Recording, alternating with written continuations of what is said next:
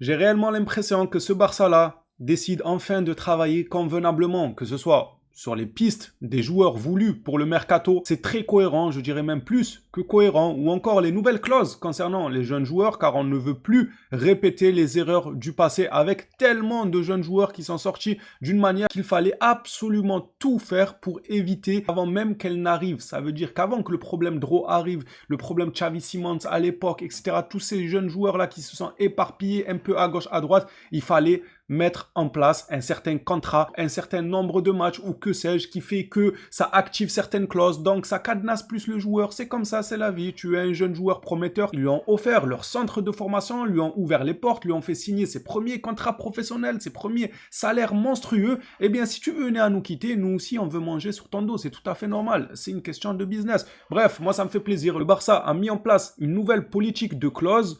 Moi, ça me fait plaisir. On parlera aussi des pistes en tant qu'ailier si jamais Rashford venait à ne pas rester à Barcelone ou encore Ndika. Une piste pour le FC Barcelone dans le secteur défensif. Les Blaugrana, soutenez la chaîne avec un petit like, un petit abonnement. Je vous prends pas plus de votre temps. Parlons affaires, parlons football un peu. Commençons par ce qui est tout de même une bonne nouvelle. Concernant les blessés, mis à part Frenkie de Jong qui continue lui à s'entraîner en salle de gym en solo, FF Polo nous rapporte que Baldé, Koundé et Eric Garcia ont repris l'entraînement sur le terrain aujourd'hui. Le compte à rebours est lancé pour les matchs contre l'Atlético Madrid. Frenkie de Jong continue lui de travailler en salle de gym. Déjà très bien qu'on ait le retour de Eric Garcia. Bon, il avait une petite gêne, surcharge musculaire, mais tout de même, on avait quand même un point d'interrogation sur son état de santé. Est-ce que la trêve allait suffire pour qu'il soit requinqué, qu'il revienne en forme? Apparemment, il s'entraîne sur le terrain, donc c'est plutôt pas mal. Pareil pour Jules Koundé, de retour au meilleur des moments. J'espère qu'il sera montré le meilleur de son niveau comme par le passé. Concernant Baldé, ça fait plaisir aussi son retour. J'espère que lui aussi retrouvera un bon niveau. Je ne vais pas m'attarder sur qui est performant, qui ne l'est pas. Non, tout le monde est là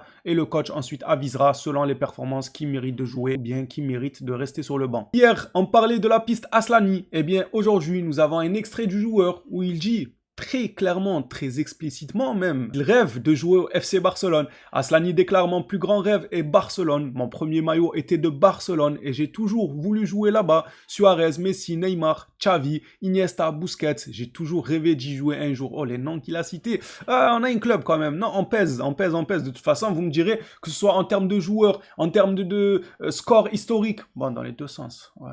Malheureusement, mais on a mis des scores historiques, nous aussi, quand même, des tournants dans le football. On a mis en avant des noms du dictionnaire que personne ne connaissait. Maintenant, tout le monde utilise remontada à tout va. Il y a quelques décennies en arrière, tu dis remontada à quelqu'un, tu parles de c'est qui, remontada, dada, je sais pas quoi, c'est qui ça. Maintenant, tout le monde connaît ça. On parle tous espagnol. Bref, on en impose, on en a imposé en termes de joueurs, en termes de résultats, mais aussi en termes de coach. À l'heure actuelle, qui domine le football, s'il vous plaît? C'est que des coachs catalans passés par le Barça, que ce soit en tant que joueur ou en tant que coach. Les Enrique, les Guardiola, les Arteta, mais c'est juste exceptionnel. Normal que des joueurs comme Aslani rêvent de jouer à Barcelone en même temps. Qui ne rêve pas d'y jouer? On prend note de ses envies à ce jeune joueur. Il est intéressant, il a une clause à hauteur de 30 millions. C'est un pari à hauteur de 30 millions. Pour moi, ça se fait. Franchement, ça se tente, mais les yeux fermés. Surtout quand on voit des joueurs comme Rashford qui ne sont pas des paris, mais qui coûtent quand même 30 millions. Va comprendre. Ça veut dire que tu ne te dis pas, peut-être le mec va avoir un prime de fou furieux, mais il coûte 30 millions. Lui, il a 23 ans. Peut-être qu'il va avoir un prime de fou furieux. 30 millions, ça se tente pour moi. Tu peux aller le chercher. En plus, il dit que c'est son rêve et tout. Il y a tout qui est réuni selon moi pour que ce soit un bon pari. Maintenant, on verra si on arrive à faire Julian Alvarez ou est-ce que le club se concentrera plutôt sur une arrivée de Bastoni, Aslani en défense et peut-être Vuskovic comme on le verra dans la suite de la vidéo. Tiens, parlons-en maintenant tant qu'on y est. Sport rapporte que l'intérêt du FC Barcelone pour le défenseur de Tottenham, Luka Vuskovic, ne sera pas affecté par l'éventuelle signature de Bastoni. Ça veut dire tout simplement que s'il y a signature de Bastoni, ça ne veut pas dire que Vuskovic, on va clôturer le dossier, merci, au revoir, on n'a plus besoin de lui. Non, pas du tout. Bastoni vient et on continue de négocier pour Vuskovic. J'aimerais bien voir ça. Hein. Ah non, je serais heureux si vraiment on fait ça. Parce que oui, on a besoin. Non, ne dites pas qu'une arrivée de Bastoni réglerait les soucis défensifs, on n'aurait plus de problème. Non, selon moi, déjà, tu vas chercher un Grimaldo. Si tout va bien, normalement, il devrait rejoindre le club. On verra bien les projets sportifs du Barça ainsi que de Deco, là où il veut aller. Mais c'est très bien de vouloir encore un défenseur par-dessus tout. Ça serait excellent que Vuskovic rejoigne le club, même s'il y a Bastoni. Ça sert à rien de nous dire il va jouer où, il va faire quoi, il y a lui qui est titulaire. Non, il n'y a personne qui est titulaire. Il faut se battre pour mériter sa place de titulaire. C'est comme ça. Plus plus la concurrence est rude, plus le club se porte mieux. Et ceux qui sont pas contents de rester sur le banc, car on a mis meilleur que eux sur la feuille de match, c'est soit ils élèvent leur niveau, soit ils iront voir ailleurs. Petit à petit, se fatiguent et ils iront voir ailleurs. C'est la suite logique du sport à haut niveau, tout simplement. Justement, en ce début de vidéo, on a cité Rashford et son poste est menacé par d'autres pistes. Si jamais il venait à ne pas être un joueur officiel du FC Barcelone, le Barça prévoit déjà 3 joueurs pour le remplacer. Le Barça a déjà coché plusieurs cases en cas où Marcus Rashford ne signe pas définitivement. Andrea Schlederp, oh il est dur son nom, bon on va l'appeler Andrea celui-ci. Victor Munoz et Jean Virgili. Bon pour Andrea, je vais pas faire l'aveugle, je vois qu'apparemment il a des histoires extra-sportives. Voilà, ça va au-delà du foot dans sa vie privée, mais je vais pas faire l'expert non plus, je me suis pas attardé, je suis pas l'embrouille qu'il y a eu, je suis pas avocat commis d'office, ni l'avocat de ce Andrea, ni l'avocat de la partie victime, je n'en sais pas grand-chose, donc je ne vais pas me mouiller, je dis juste quand même attention, parce que quand tu recrutes un joueur, il faut que ce soit clean quand même, un minimum. C'est l'image du club. Si le mec, il est dans des sacrés bourbiers, le club pensera à son image avant tout. Maintenant, moi, à l'heure actuelle, je ne vais pas prendre les devants, commencer à poser des limites ou des ci ou des ça, alors que je ne connais pas l'histoire. Je ne sais pas c'est quoi les tenants, les aboutissants, etc. J'ai vu d'un œil que les gens disaient qu'il avait des histoires extra-sportives. Si c'est le cas et que c'est des histoires très gravissimes, on ne veut pas entacher l'image du club parce que des joueurs, il y en a, en veux-tu, en voilà. On n'est pas à un joueur près. Si le mec, il coltine des grosses casseroles, voilà quoi, tu vas en trouver d'autres des joueurs. Maintenant, si c'est des trucs, il était jeune, c'est des erreurs.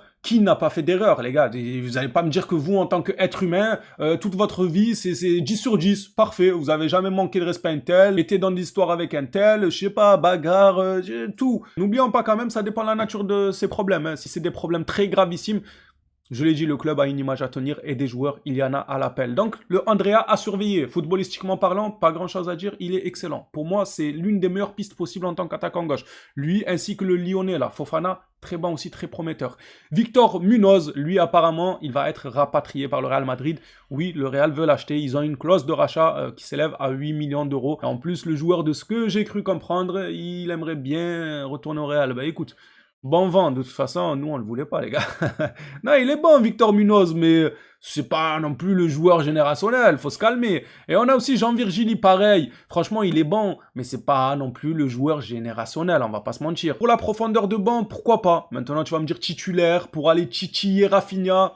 Je doute. Ça reste tout de même des joueurs intéressants, qui perturbent les défenses adverses, qui ont de l'explosivité, de la technique, qui sont hyper intéressants en réalité pour leur prix. On verra bien ce que le club décide de faire sur ce fameux poste-là. C'est un gros chantier qu'on a sur l'aile gauche, si Rashford ne reste pas, évidemment.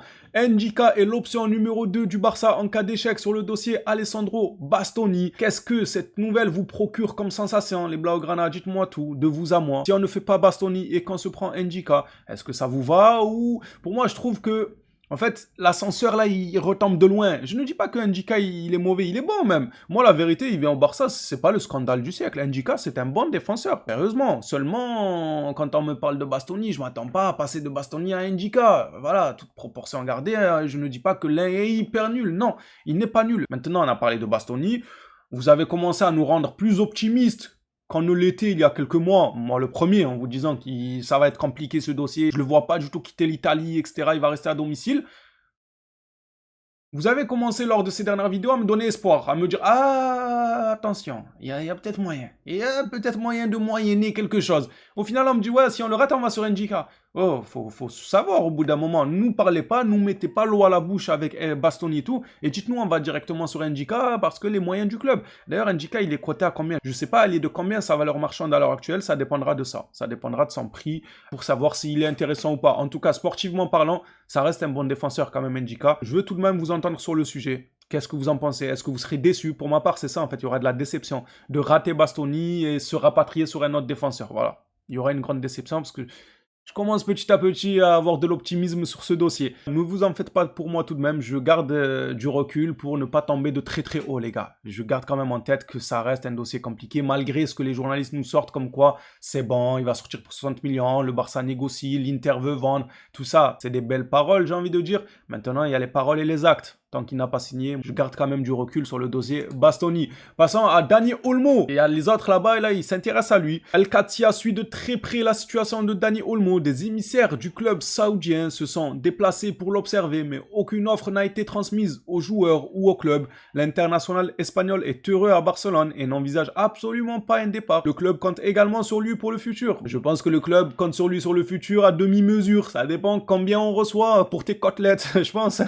À combien on va nous acheter Dani Olmo. Peut-être qu'on pourra ouvrir son dossier et discuter. Maintenant que le joueur ne veut pas quitter Barcelone, tu m'étonnes, il est chez lui, il est à domicile. Il est parti de Barcelone à une époque, il a réussi à faire les beaux jours des autres clubs jusqu'à taper dans l'œil de son ex-club, le FC Barcelone, pour revenir au Barça. Vous croyez que là, il aura des envies d'ailleurs? Non, il est retourné à la maison, il a fait un petit tour en Allemagne, voilà, il a vu comment c'était, il est revenu, il est posé. Maintenant, pourquoi tu veux qu'il parte? Ça m'étonne pas que lui va vouloir rester à Barcelone.